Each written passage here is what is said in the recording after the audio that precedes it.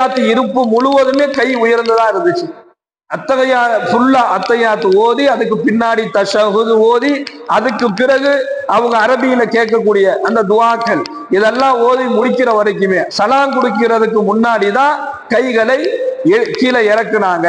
அது வரைக்கும் பெருமானாருடைய கை உயர்ந்த நிலையில் இருந்தது.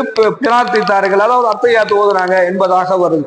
இமாம் அபு ஹனீஃபா அவர்களுடைய கூற்றின்படி அவங்க நமக்கு சொல்லிக் கொடுக்கக்கூடிய அந்த கூற்றின்படி பார்த்தோம்னா அஷ்ஹது அல்லா இலாஹ இல்லல்லாஹ் என்பதா கைகளை உயர்த்தி சைகை செய்தார்கள். அந்த அடிப்படையில ஒரு முறை உயர்த்திட்டு என்ன செஞ்சிட்டாங்க, மடக்கிக்கிட்டாங்க என்பதாக நம்ம பார்க்கிறோம். இது சம்பந்தமான எல்லா அறிவிப்புகளில் எதை வேண்டாலும் பின்பற்றலாம், தவறு இல்லை என்பது நம்ம தெரிந்து கொள்ள முடியுது. எல்லாமே எல்லா அறிவிப்பு வரக்கூடிய எல்லா கிதாபுகளுமே ஆதாரத்தோடு தான் சொல்லப்படுதே தவிர இதுல எதுவுமே ஒண்ணுக்கு ஒண்ணு முரணாக இல்லை.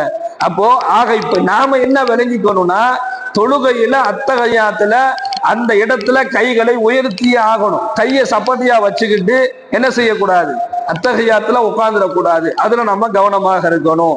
அதே போன்று உமர் ரலியல்லாஹு அவர்கள் அறிவிக்கின்றார்கள், இதே சம்பந்தமாக நபி அவர்கள் தன்னுடைய முழங்காலின் மீது கைகளை வைத்துக் கொள்வார்கள்.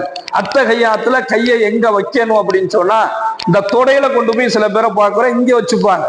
சில பேர் என்ன செய்வாங்க, தொடையினுடைய ஓர பகுதியில அல்லது தொடையினுடைய நடுப்பகுதியில கொண்டு போய் கையை வச்சுக்குவாங்க. அத்தகையாத்துல கையை அங்க வைக்க கூடாது. எப்படி ருக்குவுல முழங்கால பிடித்த மாதிரி நம்ம ருக்கு செய்யணுமோ அதே போன்ற அத்தகையாத்திலையும் கை எங்க இருக்கணும், முட்டிக்கு மேலதான் இருக்கணும். கையை தொடைக்கு மேல இருக்கக்கூடாது, கை முட்டிக்காலுக்கு மேலதான் கைகள் இருக்கணும். இதை உமர் ரலியல்லாஹு அவங்க சொல்றாங்க, முழங்காலின் மீது கை வைப்பார்கள், பெருவிரலுக்கு அடுத்துள்ள சுட்டு விரலை உயர்த்தி பிடிப்பார்கள், உயர்த்தி பிரார்த்திப்பார்கள் என்பதாக உமர் ரலியல்லாஹு அவர்கள் சொல்லி காண்பிக்கின்றார்கள். இடது கை விரல்களை விரித்தவாறு முழங்கால் மீது வைத்துக் கொள்வார்கள். அப்ப என்ன செய்யணும், கைகளை விரித்தவாறு முழங்காலின் மீது இப்படி வச்சுக்கணுமே தவிர கையை வேறு விதமாக வைப்பது தொழுகையை வீணாக ஆக்கிவிடும். அத்தகையாத்துல வேறு நிலையில கையை மரட்டி வைக்கிறது அல்லது பிரட்டி வைக்கிறது, ஒன்ன தூக்கி வைக்கிறது, ஒரு கையை இறக்கி வைக்கிறது, ஒரு கையை மடிச்சுலாம் வைக்க கூடாது. இந்த வலது கையை தான் என்ன செய்வாங்க, 4 விரல்களையும் மடக்கி கொள்வார்கள், சுட்டு விரலை உயர்த்தி கொள்வார்கள். இது இப்படி இருக்கணும்.